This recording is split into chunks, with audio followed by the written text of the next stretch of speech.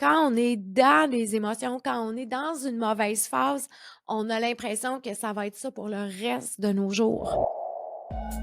Bienvenue sur le Méno Show. Ce podcast est destiné aux femmes en préménopause, des femmes engagées dans leur bien-être. Surtout pour celles qui ont envie de traverser cette phase sans perdre le contrôle sur leur corps, sur leur alimentation et sur leur vie. Ici, on va parler de conscience, d'inconscient, de bien-être, d'entraînement, d'alimentation, d'hormones. De tout pour vous, mesdames. Bienvenue sur le show. Bonjour et bienvenue sur le show. Très contente d'être avec vous aujourd'hui encore pour un nouvel épisode. Dans l'épisode d'aujourd'hui, j'aborde la solitude. La solitude, c'est pas juste être tout seul dans un endroit.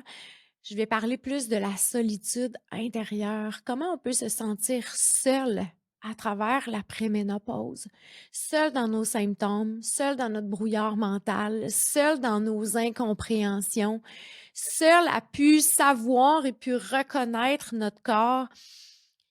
C'est lourd. C'est lourd et j'ai envie qu'on se réunisse aujourd'hui pour se rappeler qu'on n'est pas seul, qu'on n'est jamais seul, mais qu'on peut vivre cet événement-là dans une grande solitude et c'est un peu tabou. Hein, on l'a vu dans l'automéno et je dirais que depuis l'automéno d'ailleurs, un gros merci à Véronique d'avoir mis en lumière ce sujet-là qui a aidé tellement de femmes depuis. Des grands noms comme Dr Sylvie Demers, avec qui j'ai suivi la formation en hormonothérapie féminine, qui a tellement à cœur le bien-être des femmes et de faire valoir des droits, de reconnaître ce droit-là à l'hormonothérapie. Hein, ça n'a pas toujours été facile. Puis elle est au combat depuis le début pour nous. Tu sais, à quel point, quand on peut avoir un tout autre déséquilibre, comment c'est facile, hein, de se procurer l'hormonothérapie et au sujet de l'oestrogène puis de la progestérone, c'est compliqué. Donc, elle est vraiment au front pour ça. Elle forme une tonne de thérapeutes justement pour qu'on ait beaucoup plus de connaissances. C'est vraiment, une femme exceptionnelle. Il y a Docteur Hôtels aussi que je côtoie et qui est vraiment très phénoménale aussi dans sa médecine, dans sa bienveillance, dans comment elle veut que les femmes se sentent bien. Elle travaille fort, ces médecins-là, et je pense que ça mérite comme qu'elle soit nommée puis qu'elle soit reconnue. Et dans ma dernière discussion avec elle, on a parlé de cette solitude-là que les femmes pouvaient ressentir. Puis elle me disait, Claudine, c'est beau ce que tu fais, puis viens le mettre en lumière, puis viens partager encore plus ce message-là, parce qu'on a besoin. Moi, dans mon monde de licorne, je nous vois tous des femmes en train de s'aider à s'élever. Et pourtant, on voit des femmes plutôt être dans le jugement, être dans la comparaison, être dans l'hypocrisie et tout ça. Puis, tu sais, je crois donc, moi, à ce monde de lumière-là où toutes les femmes, là, je nous vois tous autour d'un feu en rond, main dans la main, puis on est juste là à s'aider, à s'élever. Puis j'ai vraiment cette mission-là, moi, de vous aider dans votre bien-être intérieur. Alors, j'ai des connaissances en hormonothérapie, j'ai des connaissances en supplémentation, en alimentation, mais mon plus grand bonheur, c'est de vous faire comprendre tout ce qui se passe à l'intérieur de vous.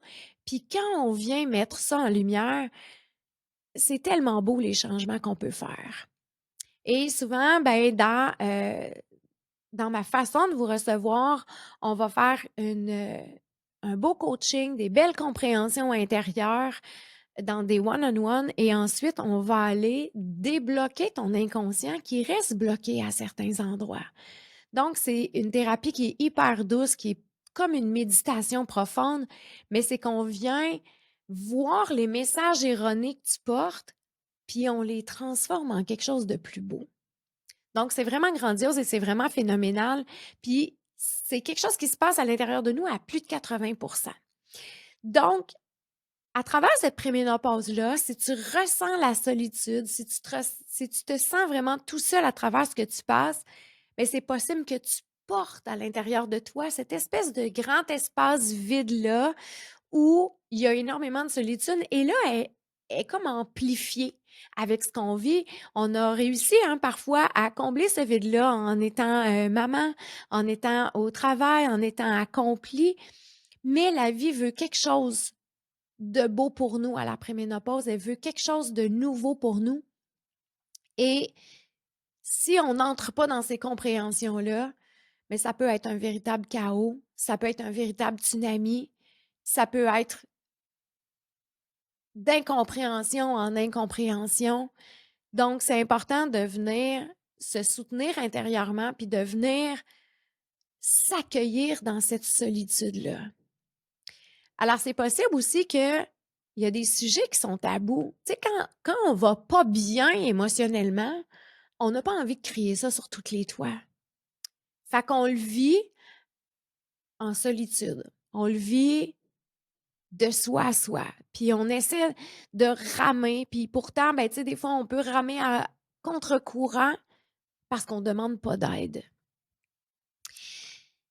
Alors, tout ce qui est un peu le côté comme psychologique, l'anxiété, l'irritabilité, les sautes d'humeur, on se reconnaît pas et on n'en parle pas parce qu'on se juge. On n'en parle pas parce que on veut être encore vue performante, à la hauteur, parfaite. On n'ose pas aller dans ces parts d'ombre-là et de les accueillir profondément. Donc, on le vit tout seul de soi à soi. Mais c'est pas nécessairement de la bonne façon.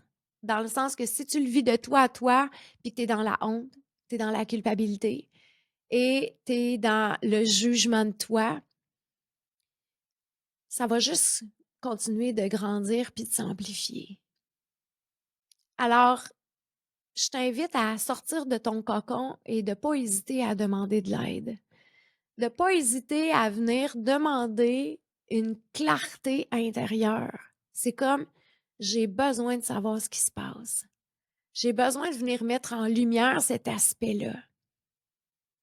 Mais quand on se retire, puis qu'on se dit comme, oh, c'est pas normal ce que je vis, je vais aller vivre ça tout seul, ben, c'est comme si ça devient encore pire. C'est comme si tu rajoutes encore plus. Et c'est pas parce que tu es marié, que tu as des enfants, que tu as un beau réseau d'amis, que tu ne te sens pas seul à l'intérieur de toi. Et si tu te sens seul à l'intérieur de toi, sache que tu n'es pas seul comme ça. Alors, sors de cette coquille-là et viens voir, viens demander de l'aide. Il y a d'autres choses qui se vivent beaucoup aussi à travers la préménopause, qui est un sujet un peu tabou, qu'on ne veut pas parler et qui va venir mettre aussi une pression, une solitude, encore aussi de ne pas se sentir à la hauteur. Beaucoup de femmes, on porte ça, hein, tu sais, de toujours être dans la perfection, toujours être à la hauteur, toujours être vue parfaite. Et là, quand on vit ce déséquilibre-là hormonal, qui est une phase, qui est temporaire, c'est important de se rappeler que c'est temporaire. Je pense qu'on ne se le dira pas assez souvent que c'est temporaire parce que quand on est dedans, on a l'impression qu'on est dedans pour la vie. Quand on est dans des émotions, quand on est dans une mauvaise phase, on a l'impression que ça va être ça pour le reste de nos jours. Alors, on est inconfortable, on n'est pas bien, mais c'est comme si on a l'impression que ça va être comme ça tout le temps. Alors, c'est doux de venir se rappeler de temps en temps, c'est temporaire. C'est temporaire. Tout ce que tu vis, c'est temporaire. Alors, je reviens à ce sujet-là qui est un peu tabou aussi, qu'on ne demandera pas nécessairement conseil, qu'on ne va pas parler non plus avec nos amis. C'est au sujet de la libido, qui est un symptôme de la préménopause. La perte de désir, la sécheresse vaginale, Je me souviens, une amie, elle m'avait dit comme: «OK, non, moi, je comprends pas, là, tu sais, c'est comme j'ai toujours eu envie, j'ai toujours eu une bonne lubrification, mais qu'est-ce qui se passe?» Alors là, on comprend pas, puis c'est pas ça qu'on veut, hein? Parce que, tu sais, on veut encore avoir ce désir-là, on veut encore avoir cette lubrification-là et pour certaines femmes, ça va créer aussi une discorde dans le couple qui rajoute encore plus sur la culpabilité. Quand on se comprend pas, quand on comprend pas ce qui se passe, on peut pas l'expliquer au conjoint non plus de comme: «Hey, tu sais, c'est hors de mon contrôle, ça fait partie des symptômes de préménopause, donc ne s'inquiétons pas, essayons de voir qu'est-ce qu'on peut faire». D'ailleurs, je veux juste te rappeler que je vais avoir un invité spécial qui va venir vous mettre vraiment beaucoup plus en lumière à propos de la libido, à propos de la sécheresse vaginale et tout ça. Mais dans ce cas-ci, ce que je veux vous parler, c'est surtout la solitude ressentie par rapport à ça. Et encore là, il y a des messages du corps importants. À plus de 80 que j'aime tellement vous rappeler ce 80 là parce qu'on l'oublie, qui est des messages qui veulent venir pour que tu fasses un changement intérieur. Alors, si on vient comprendre qu'est-ce que la sécheresse a à me dire, qu'est-ce que ma perte de libido a à me dire, là, on peut faire des réels changements. Puis les changements vont partir de l'intérieur, donc c'est encore plus phénoménal. J'ai une cliente qui, on avait travaillé ça, la libido, justement, la perte de libido. Et c'est drôle parce qu'elle avait un thème dans sa vie, justement, qui était à propos d'être à la hauteur, à propos de se sentir pas assez et tout ça.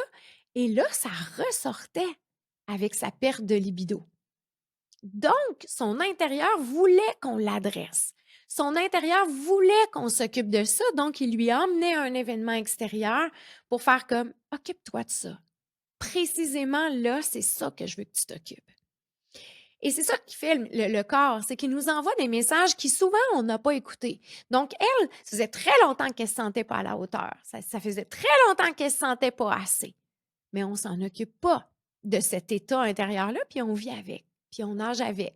Puis à un moment donné, c'est comme il y a des symptômes qui cognent à la porte, juste un peu plus fort pour nous rappeler de s'en occuper précisément, de lui donner toute l'attention qu'elle a besoin. Alors, comme je vous disais tantôt, dans mon monde de licorne, on se donne toute la main puis on s'élève ensemble. Donc, ne reste pas dans cette solitude-là. Va vers des gens de confiance. Si c'est une amie, c'est une amie, va vers une amie. Si c'est un thérapeute, va vers un thérapeute.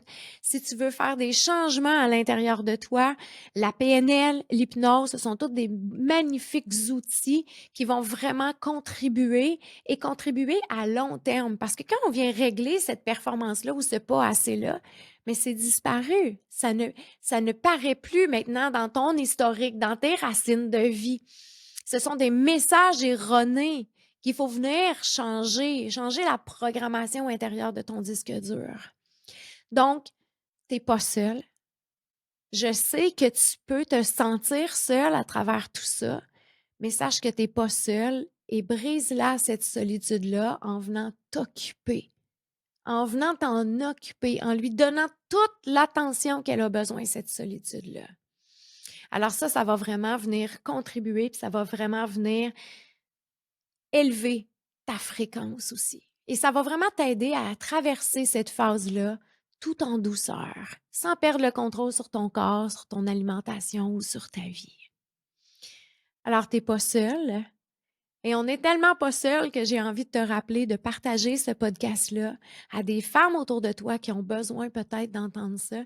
Et sache que tu peux le partager sans nécessairement avoir une personne en tête parce que c'est peut-être la personne que tu penses pas qui vit énormément de solitude. C'est peut-être la dernière personne que tu penses, celle qui a de l'air toujours forte puis toujours souriante, qui en a le plus besoin. Alors partage. Tag-moi aussi si tu partages parce que j'adore ça. J'adore vous repartager. J'adore voir vos feedbacks aussi sur les épisodes. Peu importe ce que tu vis, cet état intérieur-là de la solitude mérite tout ton amour et toute ton attention.